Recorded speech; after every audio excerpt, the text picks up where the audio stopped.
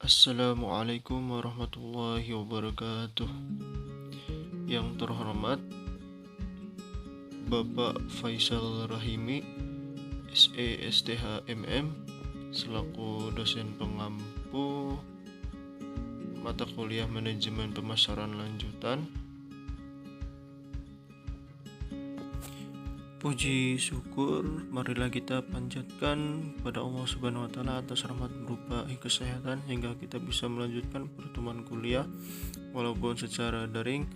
Tak lupa juga salawat serta salam semoga tetap tercurahkan kepada junjungan kita baginda Rasulullah SAW, pada keluarganya beserta sahabat dan kita selaku umatnya. Semoga kita semua mendapatkan syafaat dan mendapatkan petunjuk hingga hari kiamat nanti. Adapun materi yang akan kami bahas adalah jaringan nilai dan sistem saluran pemasaran. Perkenalkan, nama saya Dian Nurdanto yang akan bertugas sebagai penyampaian materi pada hari ini. Dan kami dari kelompok 1 yang beranggotakan 2 orang, yaitu saya Dian Nurdanto dan teman saya satu lagi bernama Dendi Ruskandi.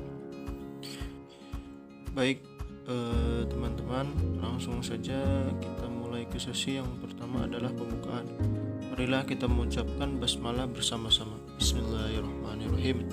Selanjutnya adalah penyampaian dan penyajian materi.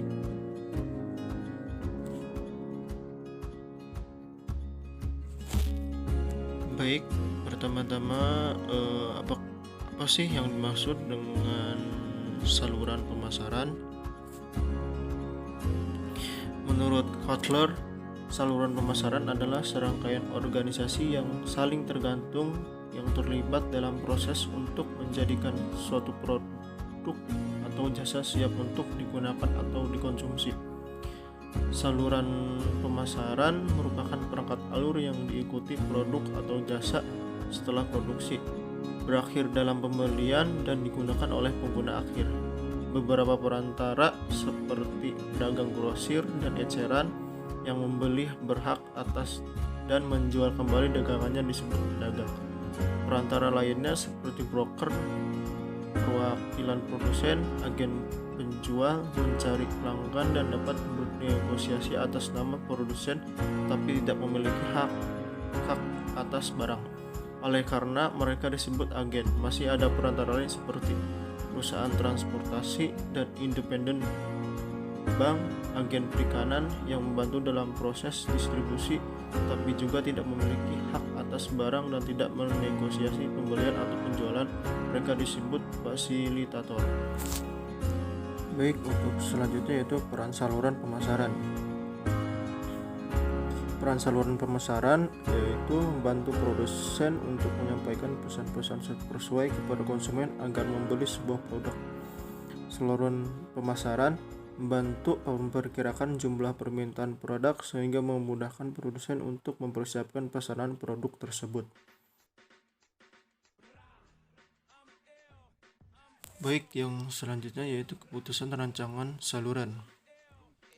Keputusan rancangan saluran menganalisa tingkat output jasa yang diinginkan pelanggan.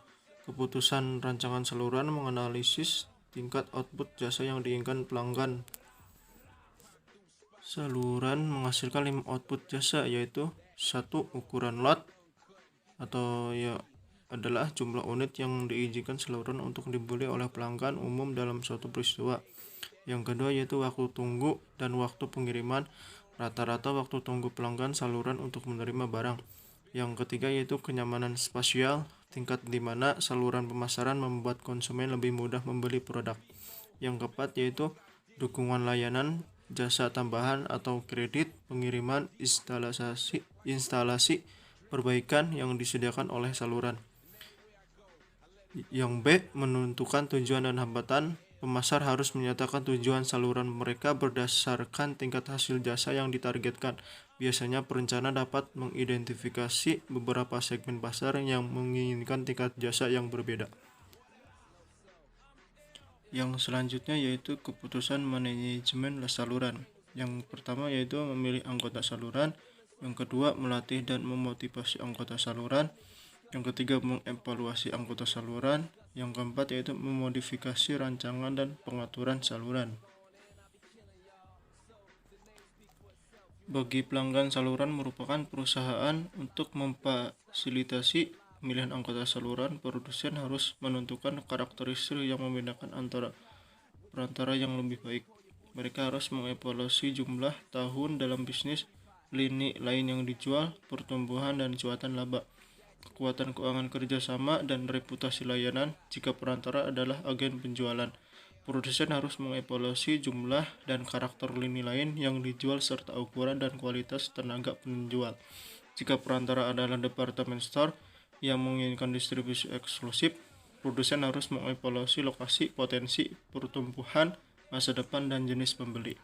Yang selanjutnya yaitu peran saluran pemasaran. Yang pertama yaitu satu, penentuan deskripsi tugas, yang kedua penentuan kebutuhan dan organisasi penjualannya, yang ketiga mencari dan memilih calon karyawan, yang keempat pemberian kompensasi dan motivasi, yang kelima yaitu mengevaluasi unjuk kerja. Selanjutnya yaitu integrasi dan sistem saluran. Yang satu, sistem pemesanan vertikal. Sistem pemesanan vertikal meliputi produsen, pedagang grosir, dan pengecer yang bertindak sebagai satu sistem terpadu. Yang kedua yaitu sistem pemasaran horizontal. Sistem pemasaran horizontal di mana dua atau lebih perusahaan yang tidak berhubungan menentukan sumber daya atau program untuk mengeksploitasi. Selanjutnya yaitu praktek pemasaran e-commerce.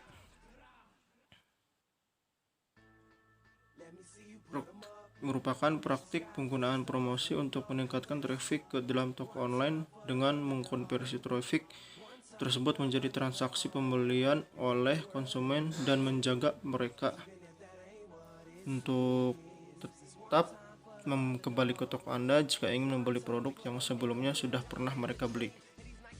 E-bisnis menggambarkan penggunaan alat dan kerangka dasar elektronik untuk melaksanakan bisnis perusahaan. E-commerce berarti bahwa perusahaan atau situs menawarkan untuk mentransaksi atau memfasilitasi penjualan produk dan jasa secara online. E-commerce selanjutnya menimbulkan e-purchasing dan e-marketing. E-purchasing berarti perusahaan memutuskan membeli barang, jasa, dan informasi dari pemasok online. E-purchasing yang cerdas sudah menghemat jutaan dolar untuk perusahaan. E-marketing menggambarkan usaha perusahaan untuk memberitahu pembeli, mengkomunikasikan, mempromosikan, dan menjual produk dan jasa lewat internet. Slide selanjutnya yaitu konflik, kerjasama, dan persaingan. Konflik saluran. Channel konflik terjadi ketika suatu tindakan anggota saluran mencegah anggota saluran lain dalam mencapai tujuannya. Koordinasi saluran. Channel coordination terjadi ketika anggota saluran disatukan untuk mengingatkan satu tujuan. Jenis konflik dan persaingan yaitu pertama konflik saluran vertikal, yang kedua konflik saluran horizontal, dan ketiga konflik multi saluran. Dan apa saja sih penyebab konflik saluran? Yang kesatu itu ketidakselarasan tujuan, yang kedua peran dan hak yang tidak jelas, yang ketiga perbedaan persepsi, yang keempat ketergantungan perantara pada produsen. Slide yang terakhir yaitu retailing. Retailing adalah sebuah usaha bisnis yang secara langsung mengarahkan kemampuan pemasarannya untuk memuaskan konsumen akhir berdasarkan organisasi penjualan barang dan jasa. Dan apa sih wholesaling? Wholesaling adalah segala kegiatan menjual produk dalam kuantitas besar kepada pembeli non konsumen akhir untuk tujuan dijual kembali atau untuk pemakaian bisnis. Perusahaan yang melakukan kegiatan wholesaling ini disebut wholesaler. Demikian tadi presentasi kelompok kami. Mari kita ucapkan alhamdulillahirabbil alamin. Kami dari kelompok 1 mohon maaf atas kekurangannya dan terima kasih untuk perhatiannya.